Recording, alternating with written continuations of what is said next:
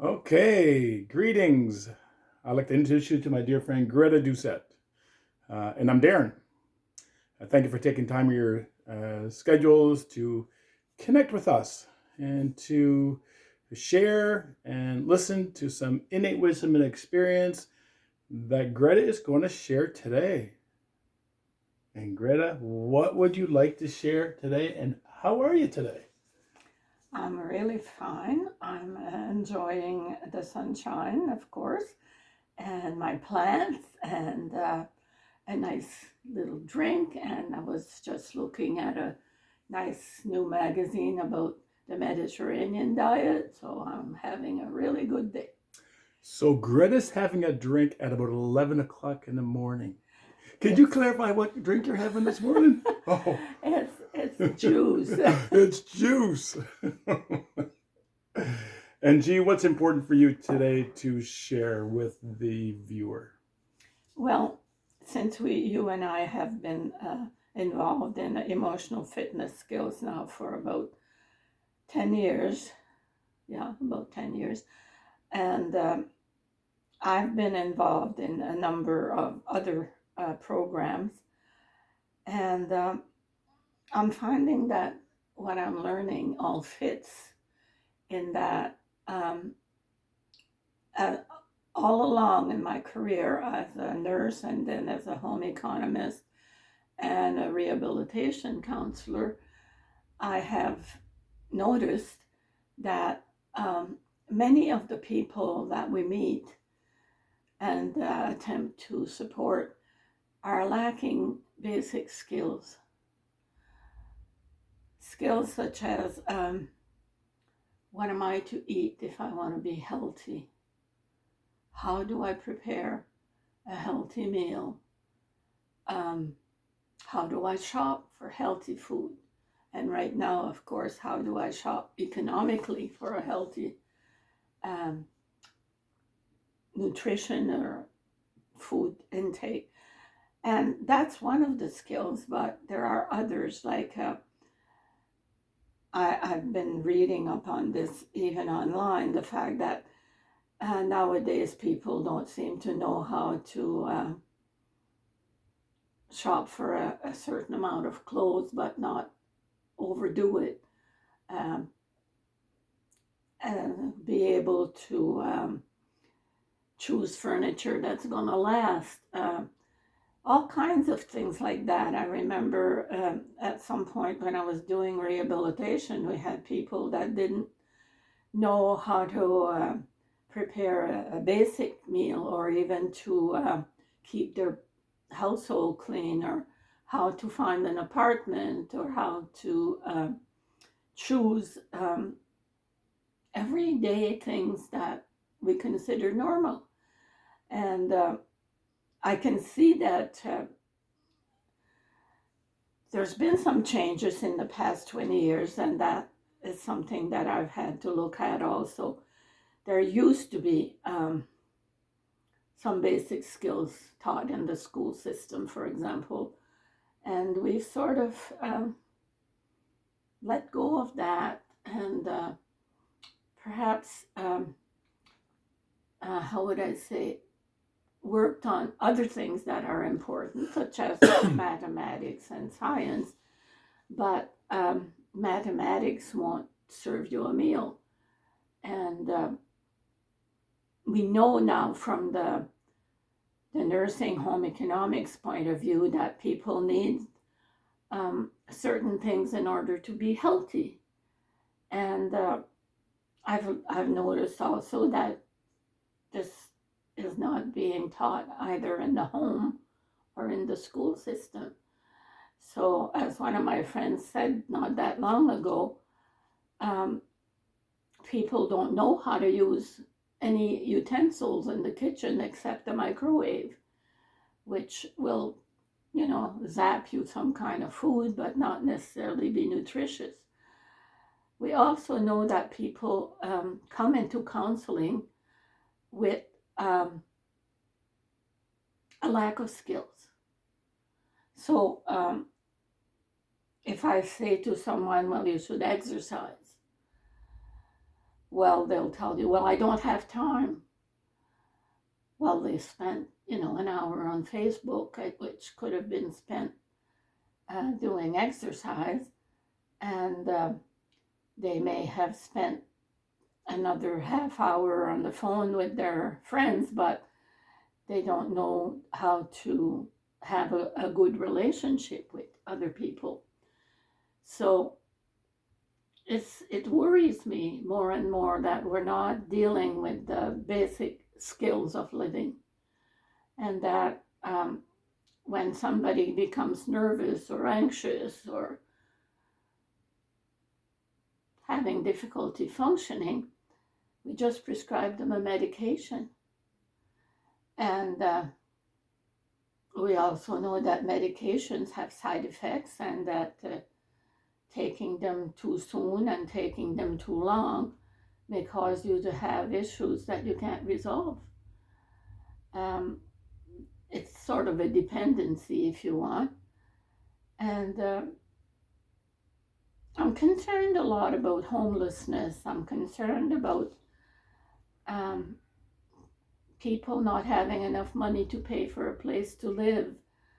I'm concerned about governments continuing to neglect this, because it's important. I mean, it's nice that we have daycare. It's nice that we have after school care. It's nice that children have a lot of sports, and that part is not bad depending on how far one goes with it. But it's their time to relax, to rest, to take care of oneself, to go for a walk in nature, to enjoy calming times. Like some of the music is very stimulating, but is it relaxing? Or is it just continuing noise? I fear that there's so much noise in people's lives, and I guess that's why I enjoy my little corner right by my plants and my window, where I can enjoy the sun and the greenery, because I find that relaxing. But where and when do most people give themselves that kind of time and do it deliberately? Because it's important. It's part of life to be able to let go, to relax, to take deep breaths, to enjoy going for a walk in the forest. And nowadays there's people that are noticing that this is lacking. And I think that's right. I think people do have to have that kind of time where they sort of let go of all the busyness that's going on and the noise that's going on. And especially when you live in the city, there's more noise than most of us really want to have. But some people seek the noise because it's their way of forgetting or something. I'm not sure what it is, because it is stimulating, but is it good for the brain to be exposed to all that stuff on a more than regular basis, really? Because sometimes it's 12 to 15 hours a day that one is exposed to noise. So that's what I mean by skills. When people come to find support, have they learned how to resolve a problem by thinking about it, by finding a method to deal with it? In emotional fitness, we certainly deal with very close listening to the person, and just asking a few clarification questions and letting them find their own answer. And that has been very useful to me. And I think that it might be useful to other people also. Um, in reality therapy, we sort of look at people's needs and to address those needs by saying, what is it that you really want? And somebody might just say, well, I want her to like me, or I want him to like me, or to love me. I want him to listen to me. I want him to learn to dance, or whatever, because we're not close as we used to be. And when you've sort of gotten to the point of addressing what's the want, we find out that usually it's at least one close relationship. And that is true. We need to have a caring relationship in our life. It can be a good friend, it can be a lover, it can be a parent, but that close relationship is very important. What else might somebody want? Well, I want to feel like I'm in charge of my own life. We've identified that in reality therapy as being a power type of need. So everybody needs to feel that they have power over their own life. So when a parent, for example, tells a kid what to do all the time, that kid might not feel like he has any power because he can't make his own decisions about anything. And another problem that we found is a lack of freedom, the feeling of a lack of freedom. Well, what would mean freedom for you? Well, freedom would be going to bed at the hour that I want to, or being able to have a smoke of pot if I want to, or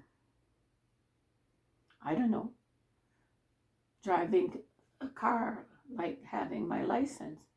Well, these are all feelings of freedom, I think, that teenagers may be looking for. But at the same time, there are skills involved. So someone who wants to drive a car needs to have those skills, because otherwise I can become, if it's me, a danger to others and to myself. I mean, if I put my car over a bank somewhere, I'm not free. I'm in danger. Can I ask you a question, G? Yeah. So, if I heard the essence of it, that when we used to be taught life skills and other skills that were essential to navigate through life. And it sounds like we kind of got away from it.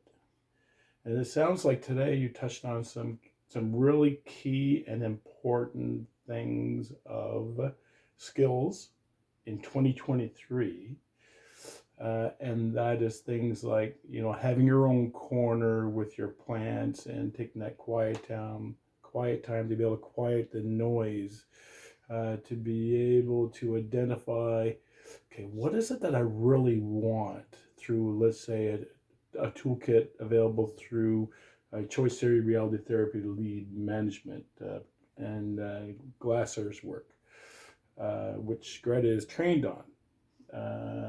And with emotional fitness, you touched a little bit about listening and the tools to listen.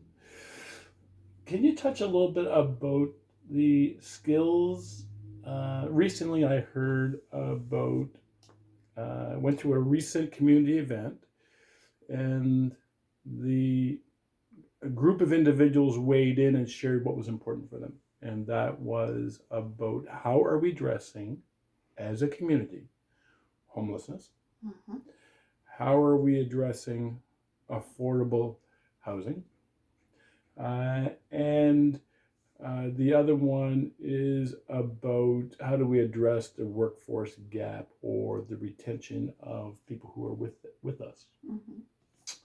Can you touch a little bit about life skills and the touch points of homelessness, affordable housing, and uh, the retention of people. Mm. Well, now that's another. And I'm asking this question to Greta because did you know that she's got a lot of innate wisdom and experience? And I just looked at her CV before we had this chat. You've done a lot of studying, Greta. I've done a lot of studying, and for me, it's pleasure, but not necessarily for everybody else, obviously. Right. When we talk about homelessness and housing, we're talking about basic needs. Everybody needs a roof over their head. Otherwise, I can't teach them anything. They're living on survival level. Anybody that tells me they can teach skills to somebody that has half starvation and no roof over their heads is fooling themselves. I mean, it's as simple as that. I mean, we learned that way back when, that you need to have your basic needs met before you can go on to the next level. Mm-hmm. So people need food, they need housing, they need transportation, especially in mountain right now at 21 degrees below. They need warmth, obviously. And to talk about homelessness as if it's separate from everything else makes no sense. That's why I speak all the time about the social determinants of health. Mm-hmm. I mean, nobody is healthy when they're half starving or eating French fries and junk food. Nobody is healthy with just French fries and junk food. You need to have certain components of a nutritional diet, in order to be able to function. The brain can't even function without good food. And sometimes we address things as if they were in a void, but to me, they're all important. And first things first, a roof over one's head, a warm place to stay and keep warm, totally basic. Mm-hmm. Quality food, so to feed your brain and the rest of your body so that a person can function, totally important. Mm-hmm. So housing, food, Yes. and proper food to be able to feed the brain. Yeah. You had touched earlier about life skills. Yes. So to help people connected with homelessness, and I know just within our own community, 30 days ago the numbers showed that we had 500 to 700 homeless, or what they refer to as couch surfers, within the Greater Moncton area, which I think the numbers are increasing from that. And to be able, and I really like and appreciate you as said about we can't really separate homelessness from everything else, that we really got to bring it together. Mm-hmm. And once we address those who need a place to stay, or those who have a place to stay but are potentially at risk of being evicted because they can't afford their rent anymore, and the cost of living and the wage salaries are not in the same proportion as what everything else prices is going up. So that whole picture of housing and good quality food, what would you say are, once that's established, what would you say are 3 essential skills that need to be taught and learned or relearned once that base is established? Well, I think we've already mentioned one. It's to have at least one good relationship in your life. Right. Extremely important. With Dr. Glasser's model, we've learned that we all need power, we all need fun. and what's the other ones I'm trying to remember. But the four needs are must be addressed. And also when with glassers, we have other things that we can handle, but only when we've been fed and housed. It's how to deal with feelings, how to deal with our body talking to us, or physiology. How do we deal with thoughts that might not be too positive? And what kind of action can we take to improve on this? Well, if I feel my mother doesn't care for me, I may have feelings that are not necessarily very healthy, if you want. I might feel useless, full of shame, guilty, all those very strong negative feelings. But I need to change those feelings, but feelings don't change by themselves. That's where I need skills. That's where I need to be heard. That's where I need to resolve problems. That's where I find to need to have ways of dealing with the fact that I'm not feeling so good. I need to be able to resolve problems in an effective way, because some people resolve problems but not in such an effective way. They're feeling not loved, and they may choose to take a street drug. Well, we know where that gets us, in a very bad state usually. And it's problem solving at the moment.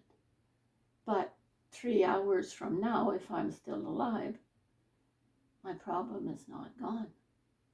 So I have to learn to love myself, or to have a relationship with another where we exchange caring feelings, so that I can learn to love myself. That's where emotional fitness has been so useful for me, because I recognized that I didn't care for myself very much. And I had to go and dig inside me and see whether there was a reason for that. And I did find reasons, but I can't change the past. So I have to learn to love myself today.